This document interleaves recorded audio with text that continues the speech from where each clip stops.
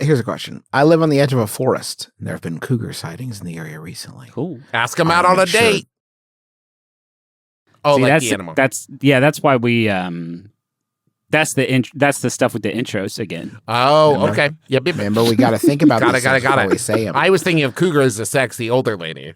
No, for sure. And your your response to that was they live in the forest, and you should go ask them out on a dinner date. Well, why else would you call them cougars if they don't live in the forest? I'm sorry, Mr. Umpire. I thought the ball would be lower, which is why I swung lower, and I just missed it entirely. That was the situation. There. Son, this is football.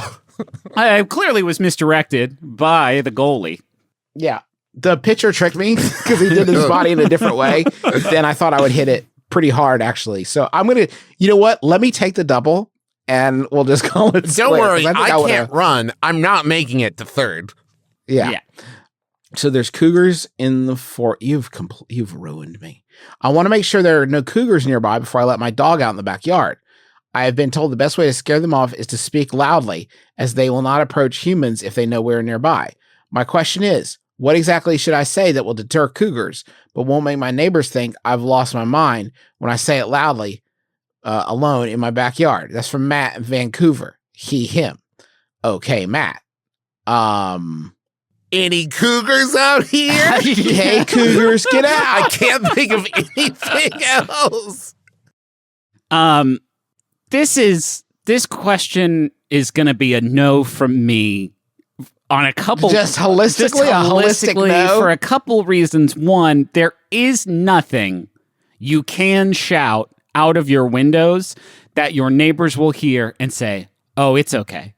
You can shout, "I'm yelling to scare cougars away," and even that your neighbors will hear like, "Oh, that's What if it's just like, soup's on, Hezekiah, come in from the fields."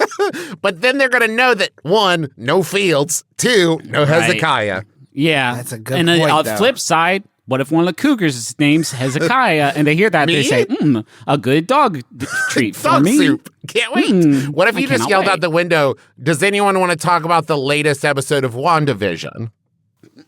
And then people are going to be like, oh, this is nice in the virtual age. Someone still wants to talk face to face. But then what if a cougar's watching WandaVision? What if then they It's are? got to be an important neighborhood announcement. Something like, hey, I'm going to be selling lemonade tomorrow. If anybody wants to get some, I'll have it outside my house. Get your quarters ready. You might have to follow through on Oh, that, that's a though. problem.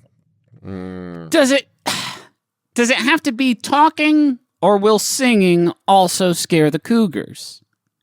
Because I would think singing would be even more scary. Yeah, I would think so too. And maybe this is why like barbershop quartets are a thing. No, okay. There's no way a barbershop quartet is going to scare away a cougar. I mean, I was thinking maybe like metal or like, but if it's a soothing thing, that cougar's going to be like, well, now hold on. Well, no, I'm sorry, Travis. It's going to be a shitty barbershop quartet. Oh, okay.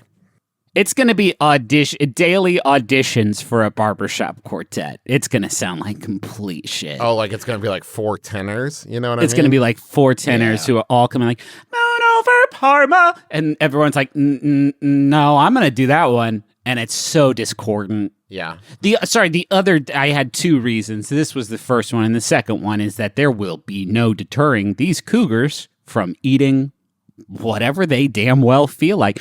We live close to nature, and we have coyotes, and that's not a joke. You hear them every night howling, apparently over jubilation over some poor animal that they have turned into a meal. And you hear that enough times, and you think, I hope these guys don't know how to pick locks, because if that's... there is nothing but a couple skinny locks keeping me from turning into coyote power. This is fair, because if a cougar moved into my neighborhood and then left on my porch like a bag of Wendy's, right? I wouldn't be like, I don't think this Wendy's is for me. And so you moved to the cougar's neighborhood and you left a bag of dog on their front porch. Your dog is named Wendy. And the cougar's going to assume that dog was brought there as some kind of peace offering from you who moved into their neighborhood. If you want to help protect your dog, Wendy, there is only one thing really that would be useful to yell, and it's, hey, Wendy, you better get jacked or you're going to get eaten by a cougar. Wendy, you need to get swole. Yeah. Do some exercises. I can't help you. Here's your magic knife that's poison to cougars, Wendy. Take outside in your teeth. But just yell, Wendy, please don't kill another cougar. Be careful with it, Wendy. It's double poison to dogs. Which is a design flaw, admittedly. I'm sorry about the knife. God, cougars are so big. We forget about cougars, large. Don't we?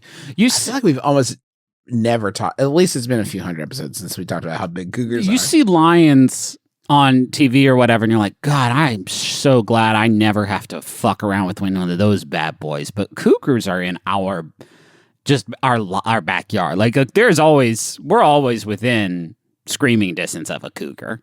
Well, this is unless you live in the big city. It's a mountain lion, right? And it's like somebody named it a mountain lion, and someone said, that's too scary. I'm going to call it a cougar. And it's like, okay, but it's still a lion. Right. That's a lion. And it's like, no. It's not a lion. It's a cougar.